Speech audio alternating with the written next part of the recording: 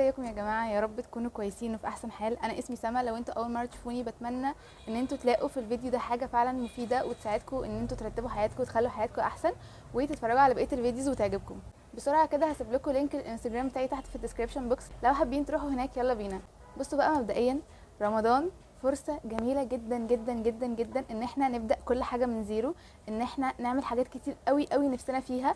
قولولي ليه؟ برافو عليكم، كويس ان انتوا سألتوا ده، لان بكل بساطة احنا بنبقى في رمضان مبسوطين جدا جدا عن الايام العادية. بنبقى كلنا في حالة كده من السلام النفسي والفرحة والعيلة بقى كلها متجمعة، فدايما بتبقى نفسيتنا في رمضان احسن من الايام العادية بكتير. فبجد انا شايفة ان دي فرصة تحفة تحفة تحفة، فرصة عظيمة ان احنا نبدا اي حاجه بجد. فيلا نستغل الموضوع ده ونبدا نجهز. هو رمضان فاضله تقريبا حوالي 10 ايام، فنبدا نجهز بجد نفسيا كده ونستعد ونكتب كل حاجه احنا عايزينها، عشان والله العظيم والله العظيم لو استغليتوا الموضوع صح هتطلعوا منه بجد وانتوا اشخاص خالص تانيين غير دلوقتي. فانا عايزاكم تتحمسوا معايا لان اهم حاجه الحماس، وعايزاكم تجيبوا نوته وقلم زي كده ونبدا نكتب كل حاجه احنا عايزين نعملها، لان صدقوني صدقوني فعلا هيبقى نقطه تحول من دلوقتي.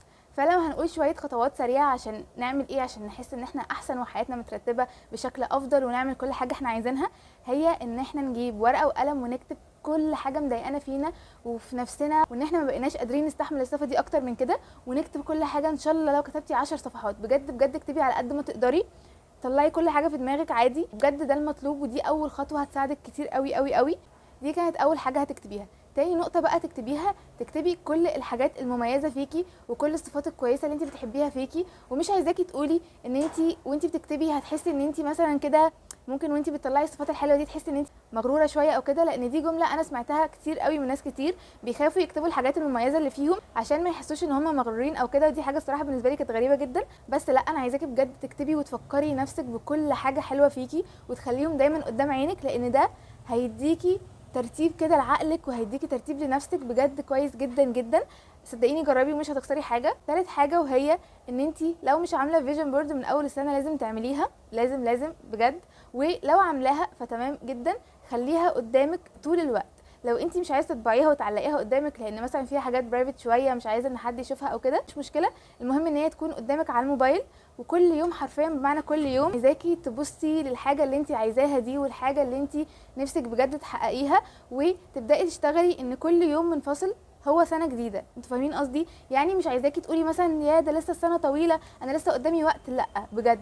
يعني اعتبري ان كل يوم منفصل كأن ده اخر يوم في حياتك، بعد الشر طبعا عليكي، بس انا قصدي اشبه لك ان فعلا فعلا اول ما تصحي من النوم اشتغلي ان النهارده كأن مفيش فرصه، كأن اليوم ده اخر فرصه. فبالتالي لما يجي اخر السنه هتلاقي نفسك بجد عملتي انجازات كتير قوي، لان مجهود اليوم لما بيتراكم على اليوم اللي بعده وهكذا لحد اخر السنه، بجد هتلاقي نفسك عملتي انجاز رهيب جدا جدا، وهتلاقي حياتك بدات بجد تبقى شبه اللي انت عايزاها.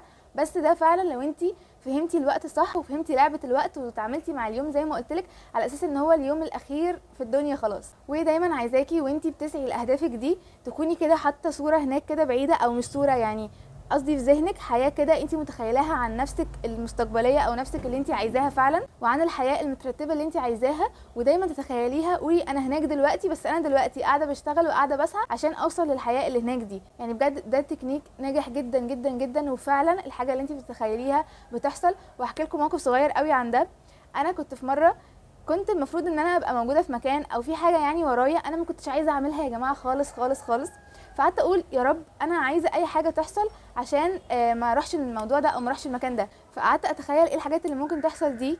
جيس وات يا جماعه اللي حصل؟ خرجت وانا بره وقعت ورجلي اتكسرت واتجبست، وبالتالي ما روحتش المكان اللي لان كانت صوره ذهنيه معينه في دماغي وفعلا حصلت. حاجه تانية على عكس ده خالص بقى، كان في مكان كنت عايزه بجد اروحه قوي قوي قوي، بس هو عشان بعيد عني قوي وعشان كانت ظروف كده صعبه كتير انا كنت متخيله ان انا مش هعرف اروح المكان ده. هو كان مكان كان هيطورني جدا وكان بجد هيفرق معايا جدا. فمره قعدت اتخيل بجد، كنت زي ما بقول لك كده كنت قاعده ومتخيله كده سيتويشن بعيد خالص ان انا رحت المكان ده، لدرجه ان انا ساعتها فتحت شات جي بي تي وسالته هو المكان ده بيتراح له ازاي، طب ايه مواصلاته، طب اي حاجه، وانا ما كانش عندي ولا دليل بنسبه 1% ان انا اصلا هقدر اروح المكان ده. بعديها بفتره لقيت حد بيكلمني بيقول ان انتي خلاص بقيتي موجوده في المكان ده.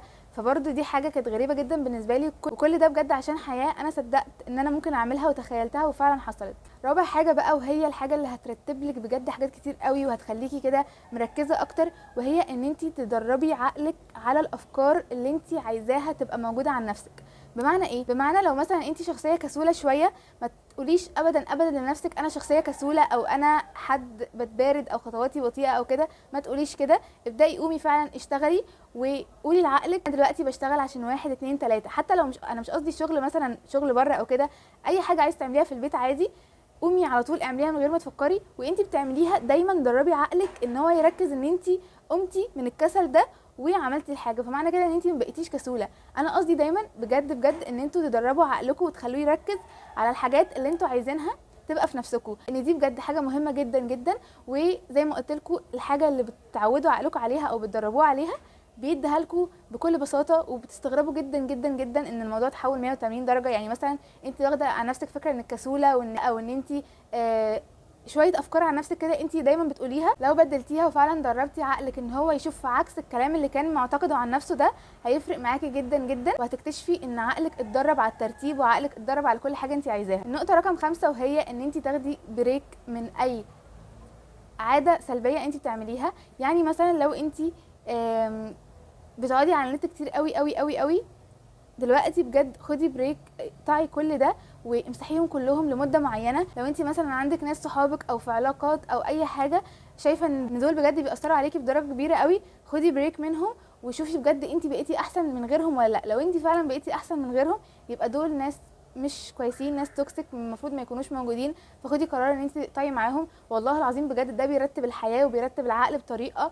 انتوا مش متخيلينها. سادس حاجه، وهي دايما دايما دايما احنا اوفر ثينك كل حاجه، دايما بنقعد نفكر في سيناريوهات مش هتحصل، سيناريوهات كده جايه من الفضاء مستحيل مستحيل تحصل، وانا وانتي عارفين ان هي مستحيل تحصل.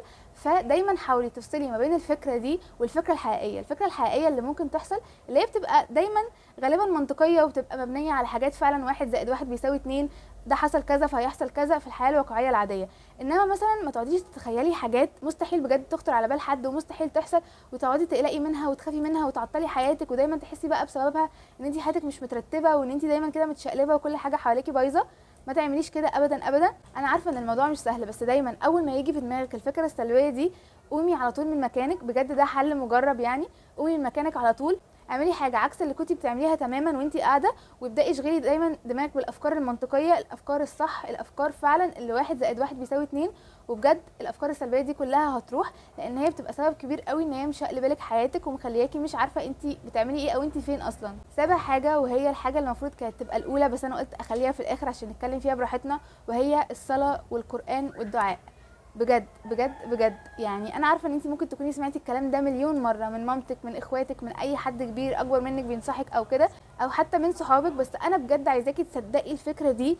انا عارفه ان انت مصدقاها وطبعا كلنا مصدقينها، ما نقدرش ننكر كده، بس انا عايزاكي بقى تجربيها، مش مجرد انك تصدقيها، لا، تزقي نفسك فعلا وتجبري نفسك انك تصلي الصلوات كلها من غير ما تفوتي حاجه، وعلى قد ما تقدري تحافظي فيها على مواعيدها، وتقري كل يوم من هنا لحد رمضان صفحتين قران. الصفحتين دول مش هياخدوا منك 5 دقايق، 5 دقايق بجد كتير، هياخدوا منك اقل كمان. انك تدعي كتير كتير كتير كتير، دي بجد الحاجه اللي هتخلي عقلك اهدى وارتب وحياتك مترتبه اكتر. بجد بجد لازم تعملي كده، واعرفي بجد ان دايما اي احساس بيجيلك لازم هتلاقي ذكر في الاسلام اللي يبقى بيشتغل على عكسه، فاهمين قصدي؟ يعني مثلا لو انت قلقانه طول الوقت، في ذكر دوري عليه هتلاقيه دايما بيطمنك. لو انت مثلا خايفه من الرزق، في ذكر هتقوليه هيطمنك. بجد بجد اي شعور انت بتحسي بيه وخايفه منه، اتاكدي مليون في الميه ان في ذكر في الاسلام دايما بيشتغل ان هو يصلح الشعور ده. هاتي السبحه اللي هي الالكترونيه دي ودايما استخدميها ان انت تحددي لعدد معين مثلا من الاذكار دي في اليوم تقوليها.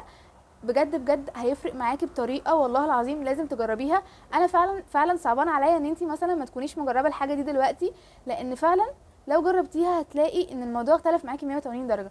فابدأي بجد جربيها وتعالي قولي لي ايه اللي حصل، هتلاقي فرق شاسع. بس انا كده خلصت، بجد بتمنى ان انتوا تعملوا كل الحاجات دي وان احنا نبدأ نعملها قبل رمضان، لان بجد بجد زي ما قلت لكم رمضان فرصه عظيمه جدا جدا بسبب ان احنا بنبقى مبسوطين وان احنا فعلا بيبقى عندنا طاقه وبنشحن كده. فبجد استغلي الحاجات دي كلها، وانا متاكده مليون في الميه ان كل حاجه هتبقى تمام وكل حاجه هتبقى زي الفل. بس الفكره انك تبداي، لان لو اي حاجه من اللي قلتها النهارده قررتيش ان انت تبداي فيها فخلاص بجد ولا اي حاجه هتتغير. بجد ده الوقت اللي انت تبدأي فيه من هنا لحد رمضان. طبعا رمضان هيكون البداية وتكملي بعديها كمان، وفعلا فعلا هتفرق معاكي جدا. بس انا كده خلصت، يا رب بجد الفيديو ده يكون عجبكم وتلاقوا ان هو مفيد بالنسبة لكم، وما تنسوش تعملوا لايك وكومنت، لان بجد بجد الكومنت بيفرق معايا قوي. وكمان بحفظ الناس قوي من خلال الكومنتس، يعني مثلا في ناس معينة بلاقيها بتعمل كومنت على كل الفيديوز، فبجد بجد حافظاهم وخلاص علموا معايا. فقولوا لي دلوقتي بجد، تعالوا نتواصل مع بعض عن طريق الكومنتس، وقولوا لي كل حاجة انتوا عايزين تعملوها. وبس، باي باي.